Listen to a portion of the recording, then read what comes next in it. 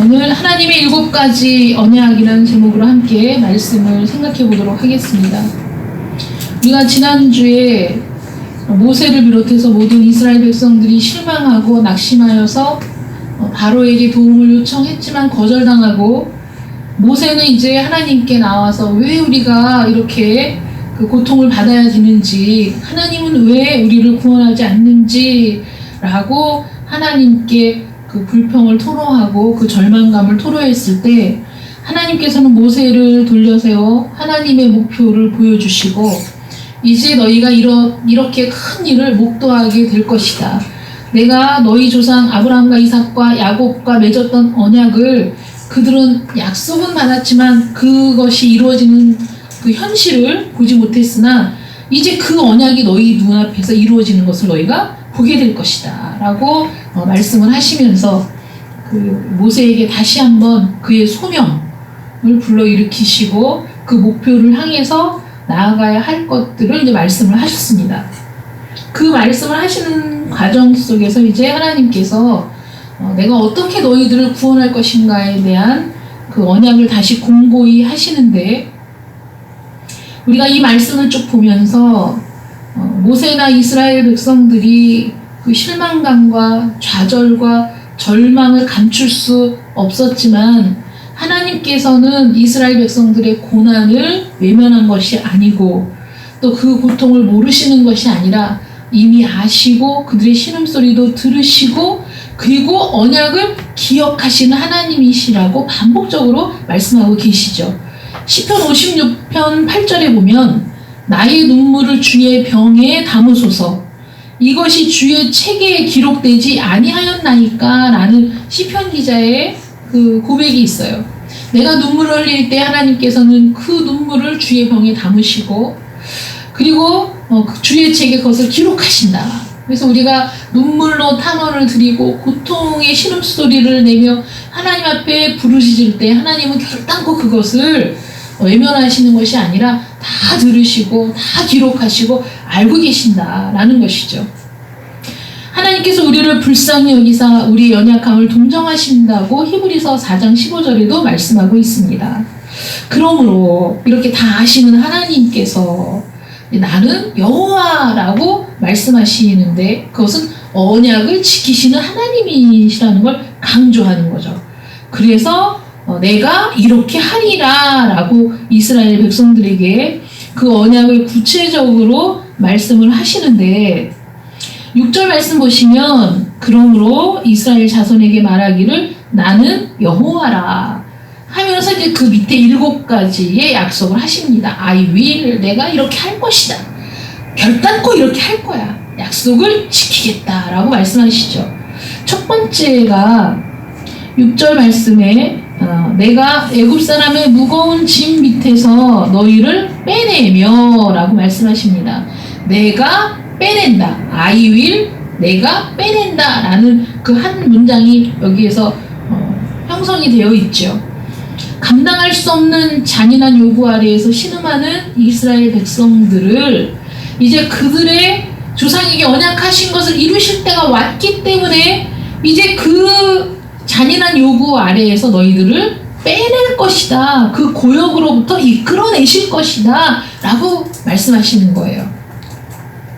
오늘날에도 택하신 자들에게 그렇게 하시는 거죠. 잃어버렸던 자를 찾으시고 잃어버렸던 상태에서 죄와 그 죽음의 고통에서 억눌려 있던 자들을 빼내시는 것처럼 이 애굽의 그 잔인한 노역에서부터 고역에서부터 이들을 빼내겠다라고 약속을 하세요. 사실 실제적으로 와닿지 않는 약속이죠. 정말 그렇게 되기까지는 이것이 이루어질지 확신할 수 없죠. 우리 입장에서는 정말 이렇게 되면 얼마나 좋겠어 라고 얘기하지만 하나님은 그렇게 하셨다는 것을 우리가 알 수 있어요. 왜냐하면 이건 지나간 역사니까.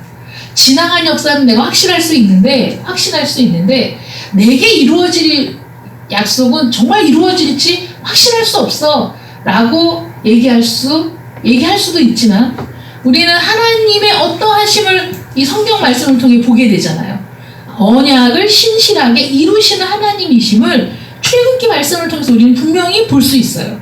이렇게 언약을 지키신 하나님이시라면 오늘날 우리에게도 반드시 언약을 지키실 줄로 믿는 거죠. 과거의 경험을 통해서, 과거에 나타났던 하나님의 이 놀라운 일들을 통해서 여전히 오늘날에도 그 약속이 유효하고 하나님은 그 언약을 지키시고 이루실 줄로 믿는 것이 타당한 거 아니겠어요? 하나님이 지금 아브라함과 이삭과 야곱에게 언약하신 것을 이제 시작하셔서 이루어 가시는 모습을 우리가 보는 거거든요. 그래서 우리도 역시 하나님께서 이렇게 고역에서 빼내실 줄을 믿는 겁니다. 근데 그 고역이 어떤 건지 우리는 인식을 못하죠. 대체로 아주 극심한 어려움을 겪은 사람이 아닌 이상은 내가 뭐 그렇게까지 할 일이 있을까? 내가 그런 구원이 뭐가 필요할까? 이런 생각을 하는 사람들도 있는데 어쨌든 너희를 빼낸다 이렇게 약속을 하셨어요. 근데 그 다음에 그들의 노역에서 너희를 건지겠다라고 또 말씀하시거든요. 빼내는 거나 건지는 거나 뭐 얼마나 큰 차이가 있을까? 이거 반복적인 약속이 아닌가라고 생각할 수 있지만, 자, 무거운 그 돌덩이 밑에서 사람을 빼내는 것과 그 재난의 현장에서 그들을 건져내는 것은 또 다른 의미가 있는 거예요. 그래서 단순히 노역을 제거하는 것이 아니라 건져낸다는 것은 거기에서 완전한 구출을 얘기하는 거거든요. 보세요. 노예가 악한 주인을 만나면 얼마나 고통스럽겠어요. 악한 그 주인이 잠자는 시간도 줄여가며 노동을 시키고 이른 새벽부터 밤늦게까지 쉬지도 못하게 하고 그러면 정말 너무너무 힘들겠죠. 그런데 이 노예가 착한 주인을 만났어요. 그러다가 근데 그 착한 주인은 그 노예를 그냥 노예로만 보는 게 아니라 나와 동일한 사람으로 보고 그에게 충분히 쉴 수 있는 공간을 제공하고 그리고 충분히 수면을 취할 수 있도록 해주고 하루에 적정한 노동을 시키고 그러면 정말 그 지옥에서 천국으로 온 것 같은 느낌이 들지 않겠어요? 그러나 노예 신분이라는 건 변함이 없는 거죠. 노예 신분이라는 건 변함이 없어요. 그래서 고역에 너희를 그 무거운 짐 밑에서 빼내요 라는 게 그 악한 주인 밑에서 너희를 빼내요 좋은 선한 주인에게 옮겨놓는, 그래서 노예의 신분은 별 차이가 없는, 그래서 말하자면 그 너희를 그 무거운 짐 밑에서 빼낸다라는 것이 어떤 식으로 이루어질 것이냐, 단지 그 당시에 이스라엘을 핍박하던 그 바로를 제거하고 선한 사람을 그 이집트의 왕으로 세움으로써 이스라엘의 노예된 그 고통에서 이들을 좀 더 풀어주고 뭐 이렇게 해도 빼낸다라고도 표현할 수 있겠지만, 하나님의 목표는 그 정도가 아니라 이들을 노예라는 그 신분에 머물지 않도록 그들을 완전하게 자유롭게 완전한 자유를 주겠다. 그래서 그 노예라는 그 상태에서 완전히 들어서 건져내겠다라고 약속하시는 거죠. 단순히 고역에서만 그 고역을 제거해 주는 것뿐만 아니라 그 신분 자체를 완전히 자유인으로 바꾸어 주겠다라고 지금 약속하시는 거예요.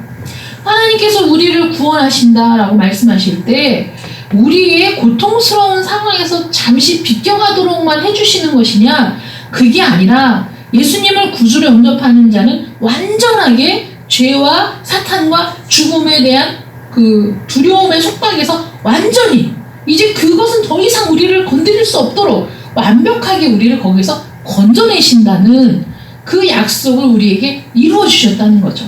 이들에게 약속하신 것처럼. 그런데 이렇게 그 무거운 짐 밑에서 빼내고 그 다음에 그 건져내는 일이 그냥 되는 일이냐, 이것이 그냥 이루어질 수 있는 일이냐, 그렇지 않다는 거예요. 그래서 세 번째 약속, 편팔. 성경에서 편팔이라는 표현은 하나님의 전능하심을 나타내요. 하나님께서 그 전능하신 능력을 행하실 때 하나님의 편팔이라는 표현을 많이 하거든요. 팔을 펴다, 그러니까 어떤 일을 하시다는 건데 그 전능하심으로 어떤 일을 하시는 거예요. 그 전능하심으로 여러 큰 심판들을 이 땅에 행함으로써 너희를 속량하겠다. 속량이라는 뜻은 값으로 사다라는 뜻이에요. 여러분, 노예를 완벽하게 노예 신분에서 자유하게 하기 위해서는 뭐가 필요하죠? 그 노예의 값을 지불하고 그리고 나서 자유하게 해줘야지 그게 완벽한 자유가 되는 겁니다. 우리나라도 노비 문서를 사서 옛날에 노비 문서를 사서 그냥 불태워버려야 돼요. 그래야지 자유인이 되는 겁니다. 노예의 신분에서. 그래서 하나님께서는 하나님의 전능하신 능력과 하나님의 그 값을 지불하시는 그것을 통해서 완전히 이들을 자유인으로 만드시겠다 이렇게 약속하시는 거예요. 대가를 지불하는 거죠. 그래서 우리를 완벽하게 자유하게 하기 위해서 예수 그리스도께서 대가를 지불하셨어요. 어린 양처럼 십자가에 달려서 죽으심으로 죄값을 지불하심으로 우리를 구속하신 겁니다. 피 흘림이 없은즉 죄사함도 없다라는 말씀. 우리의 죄를 사하기 위해서는 반드시 피 흘림이 있어야 된다. 죄의 삭슨, 그러니까 죄의 값은 사망입니다. 죽어야 돼요. 누군가가 나를 대신해서 죽을 때 내 죄값이 사라지는 거예요. 그래서 예수님이 내 죄값을 대신해서 죽으신 거죠. 그래서 그 사실을 내가 받아들이며 영접한다. 주님이 나를 위해 행하신 일들을 내가 마음으로 받아들이면 그 효력이 나에게 임하는 것은 하나님의 전능하신 능력으로 임하는 거예요. 아무것도 없었는데 약속을 맺고 증서를 쓰고 영수증을 주고받은 것도 아닌데 하나님의 전능하신 영역 아래에서 우리가 마음을 열고 그 사실을 받아들여서 의지하면 하나님은 그 전능하심으로 그 모든 일들을 단번에 이루신다는 거죠. 단번에. 그래서 우리의 신분이 단번에 자유인으로 바뀌게 된다. 고린도전서 6장 20절에 우리는 우리의 것이 아니요 값으로 산 것이다. 여러분들은 값으로 산 것이 되었어요. 그래서 우리를 자유하게 하셨지만 우리는 그 값으로 우리를 사주신 하나님의 은혜를 잊을 수가 없는 거죠. 그래서 우리의 구원은 은이나 금같이 없어질 보배로 한 것이 아니고 오직 어린 양 같은 그리스도의 보배로운 피로 우리의 구원이 이루어졌다. 믿으십니까? 그리스도의 보배로운 피로 우리의 구원이 이루어졌어요. 이 구원받은 길은 오직 이 한 길밖에 없기 때문에 다른 어떤 구원을 얘기하는 일이 있어도 그것은 다 구원에 이르는 길이 아니라는 거죠. 오직 한 길 예수 그리스도. 그 다음에 그래서 그렇게 자유하게 한 그 백성들을 하나님은 하나님의 백성으로 삼으신다라고 약속하세요. 이스라엘이 그 이후로 한 국가로서 하나님과 더불어 유일한 관계를 맺는 민족이 되었어요. 제사장 나라가 되었어요. 하나님의 특별한 배려와 은총의 대상이 되었어요. 이스라엘이. 노예로 짓밟힌 민족을 자신의 것으로 삼으셨다는 거죠. 독자적으로 그들을 구원하셨어요. 그 누구의 힘도 외압도 없었어요. 오직 하나님의 능력과 은혜로 그들을 구속하셨다는 거죠. 우리도 역시 하나님의 택하신 백성으로 하나님께 속했습니다. 전적으로 부적절하고 가치 없는 우리지만 그리스도의 은혜로 인해서 하나님께서 우리를 소중한 자, 보기에도 아까운 자, 정말 사랑받는 자로 우리를 영접해 주셨다는 거죠. 하나님께서. 이게 은혜예요. 제가 이번 주 중에 우리들의 블루스라는 드라마를 앞부분을 조금 봤고 그 다음에 블랙미러라는 영국 드라마 같은데 시리즈인데 그거를 봤어요. 에피소드 하나를 봤어요. 근데 그걸 보면서 여러 가지 생각을 하게 됐어요. 우리들의 블루스에서 제가 이렇게 이름 잘 기억을 못하는데 어쨌든 은희와 준순지 누군지 하여간 차승원 씨가 맡은 역할인데 거기서 보면 딸을 골프 선수로 성공시키기 위해서 영혼을 갈아 넣는 아버지의 역할이죠. 자신의 모든 것을 다 투자를 하는데 나중에 그게 감당이 안 돼서 여기저기에서 빚을 얻어서 그 딸을 도와주려고 하는데 참 턱없이 부족한 거예요. 그러니까 생활은 점점 찌들어지고 삶의 기쁨도 없어지고, 그렇다고 그거를 지금 포기하기에는 너무 그 영혼을 갈아 넣으면서 온 시간이 길고 지금 와서 포기를 하기도 불가능한 상황이죠. 여러분, 우리가 이 세상을 살아가면서 우리가 다른 사람에게는 야 그걸 진짜 포기했어야지, 야 그렇게 살면 안 돼 라고 말할 수 있는 일도 당사자는 그게 안 되는 경우가 많은 거예요. 거기에 매여 있기 때문에 다른 출구가 보이지 않는 거죠.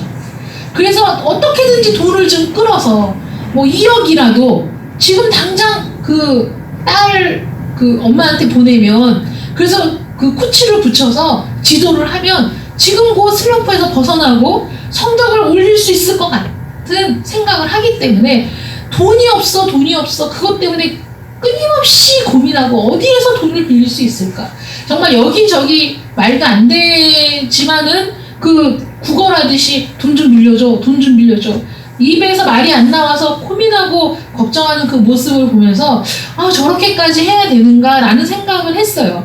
그런데 그 사람의 입장에서 보면 헤어나올 수 없는 늪에 빠진 것과 똑같다는 거죠. 왜냐면 자기도 너무 가난해서 자기가 꿈이 있었지만 애저녁에 아무에게도 말하지 않고 포기했어요. 부모에게도 말하지 않았어요. 왜냐하면 부모에게 말해봤자 소용없다고 생각했기 때문에 부모에게도 말을 하지 않고 그거는 그냥 단순히 그때의 꿈으로 그냥 묻어둔 거예요. 자기 자신도 자신의 꿈을 따라 살 수 없었어요. 그런데 자기 딸은 그게 행복하대요. 자기는 골프를 하면 행복하다. 골프를 포기해야 될 상황이 됐을 때 자기는 자기 인생에 남는 게 없다. 이렇게 얘기하는 딸을 보고 그래도 내 딸은 꿈을 쫓아 살아가는 사람으로 만들어줘야 되겠다라는 생각 때문에, 그래서 집을 팔고 퇴직금을 그 저당 잡혀서 돈을 주고, 그리고 언제 끝날지 알 수 없고 더 이상은 대줄 수 있는 여력이 없음에도 불구하고 거기에 매여있고 묶여있고 그 고통에서 온 가족이 헤어나올 수 없는 상황인 거죠. 어느 한순간 그거를 끊어버리고 싶지만 끊어지지가 않기 때문에 고통인 거예요. 그렇게 고통스럽게 지내다 보니 매일의 삶이 즐거울 수도 없고 다른 희망을 가질 수도 없고 자신의 미래를 준비할 수도 없는 거죠. 어쨌든 마지막에 그 딸이 이제 그만하겠다. 그리고 그 서울로 돌아가겠다. 그런데도 이 아버지 입장에서 그걸 받아들일 수 없어서 막 안 된다.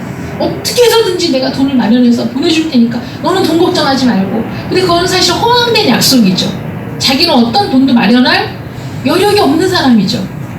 우리는 이 세상에서 그 살아가는 동안에 사실 인생이 그렇게 고달픈 거예요. 내 마음대로 어떤 거를 결정한다고 생각하지만 자기 힘으로 결정할 수 없어요. 거기에 매여 있을 때 나는 불합리한 판단을 계속할 수밖에 없고, 그리고 내가 여기에서 중단했을 때 그 뒤에 다가올 일들을 견딜 수 없다고 생각하기 때문에 계속해서 그걸 붙들고 가게 되는 게 우리 인생이거든요. 누가 나를 여기에서 구원해낼까? 누가 나를 이 속박에서 건져낼까? 누가 나를 이 속박의 감옥에서 자유케 할까? 사실 스스로는 해결하기가 어려운 거예요. 물론 드라마에서는 그 엄마와 딸이 자기네들의 결단으로 비행기표를 끊고 서울로 오게 되고, 서울에 도착한다는 말을 들었을 때야 비로소 그 아버지는 그 모든 끈을 다 놓고 포기했을 때 그 뭐라고 해야 돼요? 그 가벼움, 그런 걸 느끼는 장면이 나오지만 현실적으로는 그게 안 돼서 그 모든 가족이 불행해지는 일들도 많이 있고, 스스로 그 가족끼리는 해결할 수 없는 그런 그 지옥 같은 수렁에 빠지는 일들도 너무 많은 거죠. 우리는 그것이 지옥인 줄도 모르고 수렁인 줄도 모르고 늪인 줄도 모르고 그렇게 살아가고 있는 사람들도 사실 많고요. 우리가 죄와 사망의 고통에 매인다는 것이 사실 그런 거거든요.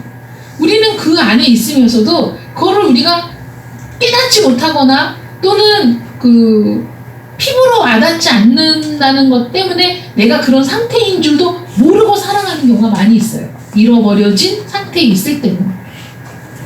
그런데 하나님께서 먼저 찾아오셔서 네 상태가 지금 그런 상태야 라고 보여주시고, 그리고 우리를 거기에서 끌어내시고 건져내시고 뿐만 아니라 우리를 거기에서 건져내어 완전한 자유를 주시기 위해 대가를 스스로 지불해 주시고 그렇게 우리를 구원하시는 거죠.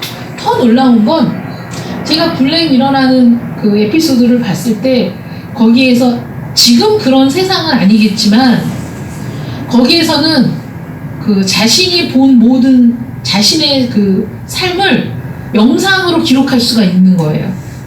그래서 내가 보고 대화하고 만나고 했던 나의 삶이 내 눈으로 본 모든 것들을 영상으로 저장해서 언제든지 그 뭐 리모컨 같은 게 있어가지고 막 돌려보면 일주일 전에 언제 누구 만났을 때 무슨 얘기를 했는지 다 볼 수 있는 거예요. 그래서 심지어는 어느 그 어디를 들어갈 때 거기 그 점검을 할 때 뭐 일주일치 기억을 보겠습니다. 그래갖고 그 사람이 일주일 동안 뭘 했는지 쭉쭉쭉쭉쭉 돌려서 보고 그래서 점검하고 이 사람이 무슨 이상한 일을 한 건 아닌가 확인하고 뭐 이런 거예요. 뭐 그런 세상이 올 수도 있겠죠 앞으로. 그래서 자신의 기억을 그렇게 앉아가지고 내가 그때 무슨 일 했지, 우리 막 부부싸움 하면 그때 내가 무슨 말을 했지, 내가 이렇게 당할 상황이 아닌데 그 순간을 보여주고 싶은데 막 이럴 때 있잖아요. CCTV라도 있으면 보여주고 싶다 이러는데 거기서는 막 돌려서 보면 그게 딱 보이고 TV 그 모니터로도 그걸 재생을 해서 볼 수가 있는 그런 그 세상이에요. 거기다가 다른 사람의 기억도 볼 수 있는 거죠. 다 차치하고 거기서 한 남자가, 주인공 남자가 자기 아내가 불륜을 저질렀을 수도 있다라는 생각을 하게 되니까 견딜 수가 없는 거예요. 그래서 자기 아내와 그 남자가 같이 있었던 모임이 있었던 장면을 계속해서 되풀이해서 보면서 그 눈빛이 이상하고 표정이 이상하고 뭔가 있어. 여기에 한번 휩싸이기 시작하니까 견딜 수가 없어갖고 계속 보고 또 보고 그 남자를 쫓아가서 폭행하고 그 남자의 영상을 다 지워라. 왜냐하면 내 아내와 불륜을 했을 수 있는데 불륜을 저질렀던 장면을 이 남자가 혼자 보면서 또 즐길 수도 있다고 생각하니까 정말 폭발할 것 같은 거예요. 근데 결론은 뭐냐면 불륜을 저지르긴 저질렀어요. 그래서 자기 아내에게 그 날짜의 영상을 내가 볼 수 있게 뭐 재생해라 이렇게 얘기하죠. 정말 끔찍한 일이죠. 자기 아내의 불륜 현장을 영화 보듯이 화면으로 본다는 게 얼마나 끔찍합니까? 결론은 그 아내는 떠나갔고 집안은 개판이 됐고 이 남자는 고통스러워 하는데 제가 그걸 보면서 생각했어요. 우리는 내가 생각하는 대로 다 말하고 산다면, 내 생각을 누군가가 다 읽을 수 있다면 이 세상은 이렇게 굴러갈 수가 없어요. 진작에 다 끝장났어요. 그렇지 않습니까? 그런데 내가 그 사람의 모든 삶을 볼 수 있어. 그러면 정말 어떤 사람을 사랑할 수 있을까요? 내가 정말 사랑한다고 믿었던 그 사람을, 그 사람의 모든 삶을 내가 다 볼 수 있다면 정말 그 사람을 그럼에도 불구하고 사랑할 수 있을까요? 저는 불가능하다고 생각해요. 이 남자는 자기 아내를 사랑했어요. 그런데 그걸 보고 나서는 더 이상은 관계를 지속할 수가 없었던 거죠. 그러면서도 괴로워해요. 자기 아내를 떠올리고 괴로워해. 그러다가 나중에 그 영상을 저장한 장치 심었던 거를 자기가 뜯어내는 걸로 끝이 나거든요. 근데 제가 그걸 보면서 우리 하나님은 얼마나 위대하신가 하는 생각을 했어요. 우리는 말하는 걸 듣고 보여지는 것만 보는 사람들이죠. 그런데도 얼마나 인간의 위선과 탐욕을 바라보며 좌절하고 실망하고 회의가 들고 이럴 때가 정말 많잖아요. 그런데 우리의 내면의 소리를 다 들을 수 있고 우리의 모든 삶을 지켜볼 수 있다면 그러면 저는 모든 인간을 단언컨대 사랑할 수 없을 것 같아요. 정말 혐오감으로 견딜 수 없을 것 같거든요. 그런데 하나님은 우리의 내면을 아시고 우리의 생각도 아시고 우리의 모든 삶을 다 보고 계시는데도 불구하고 사랑하신다는 거예요. 하나님께서 우리를 사랑하시는 근거는 그거죠. 우리가 연약한 질그릇이라는 것. 우리가 연약하여 깨어지기 쉬운 존재라는 사실을 아시기 때문에 그래서 우리를 용납하시고 우리를 사랑하신다는 거예요. 다 아시면서도, 다 보시면서도, 다 우리의 내면을 우리가 감추어 심지어는 가장 가까운 사람에게조차도 보이기 싫어하는 나의 이 내면까지도 하나님은 이미 다 아시지만 하나님은 그럼에도 불구하고 너희는 내 백성이 되며 나는 너희의 하나님이 되겠다라고 말씀해 주시는 분이 우리 하나님이시라는 거죠. 하나님의 은혜와 사랑은 정말 우리가 헤아릴 수가 없는 것 같아요. 하나님 앞에서 우리가 우리의 죄악을 왜 토로합니까? 하나님 앞에서 왜 우리가 두려워합니까? 나의 모든 걸 아시는 분이기 때문이죠. 그런 하나님께서 나는 너희의 하나님이 되리니 라고 말씀하시니 여러분 이 언약이 얼마나 놀라운 은혜이고 얼마나 놀라운 은총인지 여러분들이 이것을 깨달으시기를 원해요. 얼마나 놀라운 은혜입니까? 하나님이 어떤 분이십니까? 누가 바다의 길을 만들어서 속함받은 자들이 마른 땅을 밟고 지나갈 수 있도록 할 수 있습니까? 누가 그 바닷물을 다시 합쳐서 그들을 뒤쫓아오던 애국 군대를 빠져 죽게 할 수 있습니까? 하나님께서 그의 백성을 길이 없는 광야를 통과하도록 낮에는 구름 기둥으로 밤에는 불 기둥으로 인도하시지 않았습니까? 누가 바위에서 물을 내어 그들의 갈증을 해결하실 수 있습니까? 누가 40년 동안 광야에서 양식을 제공할 수 있습니까? 하나님밖에 없다는 거죠. 그 하나님께서, 그 전능하신 하나님께서 나는 너희의 하나님이 되리니 라고 말씀하셨어요. 먼저 말씀하셨죠. 이스라엘 백성들이 우리의 하나님이 되어주세요. 전능하신 하나님이 우리의 하나님이 되신다면 우리가 두려울 것이 없겠습니다 라고 요구한 일이 성경 전체를 봐도 없다는 거죠. 하나님이 먼저 나는 너희의 하나님이 되리니 내가 너희를 나의 백성으로 삼고 내가 너희의 하나님이 되리니 여러분 이런 은혜가 어디 있습니까?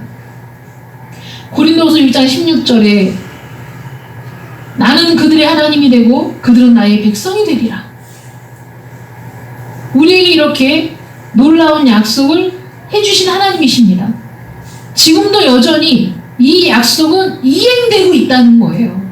여러분들의 삶 속에서 이 약속이 이행되고 있어요. 그 누구도 아닌 하나님께서 우리와 같이 무지하고 연약하고 변덕스럽고 죄 많은 자들을 끝까지 보호해 주신다는 거예요.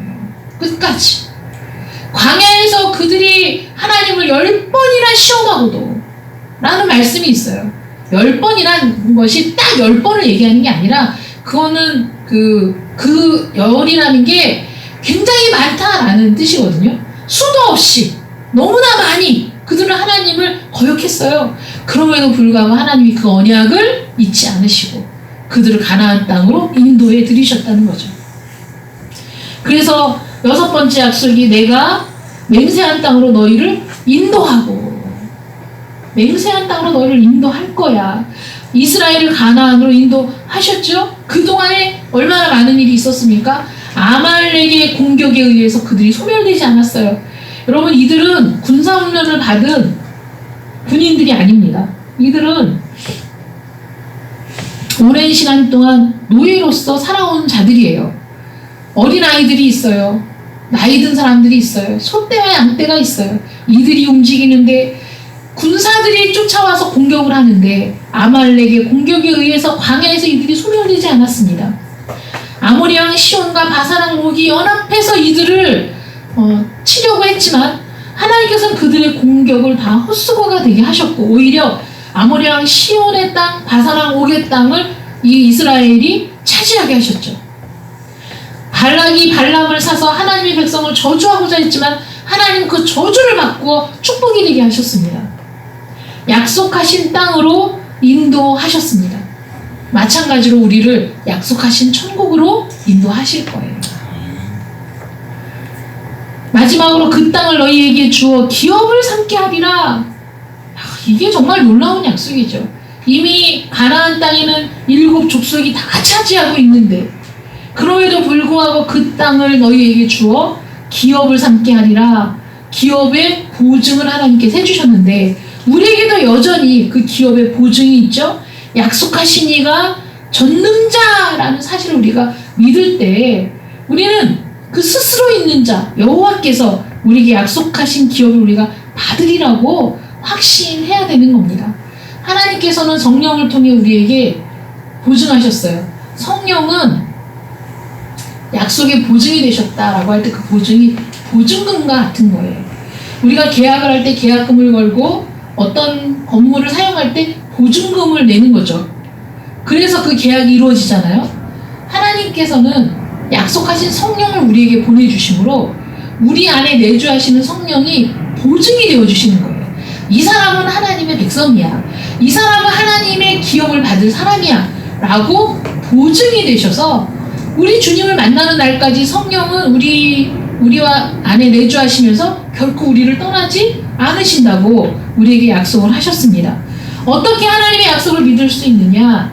이스라엘 백성들에게 약속하신 대로 성취하신 하나님이 오늘날 내가 너희 하나님이 되겠다고 말씀해 주시고 너희는 내 백성이라고 말씀해 주시면서 그 약속을 완전하게 성취하기 위해 예수 그리스도를 이 땅에 보내시고 그의 죽음을 통해 우리의 죽음을 대신하셔서 그래서 우리가 하나님의 자녀로 살아갈 수 있는 은혜를 베푸셨다는 사실을 믿으시기 바랍니다. 하나님이 나의 하나님이라는 사실이 여러분들에게 은혜가 되고 기쁨이 되고 즐거움이 되고 이 세상을 살아가는 능력이 되시기를 축원합니다. 기도하겠습니다. 사랑의 하나님 감사합니다. 하나님께서 모세에게 앞으로 일어날 일들은 이미 언약한 것을 이루어가는 과정이라고 너와 이 백성이 그것을 보게 될 것이라고 약속하십니다. 그 약속을 새롭게 하시면서 7가지의 언약을 말씀하실 때 그 모든 언약들은 다 이루어졌음을 우리가 믿습니다.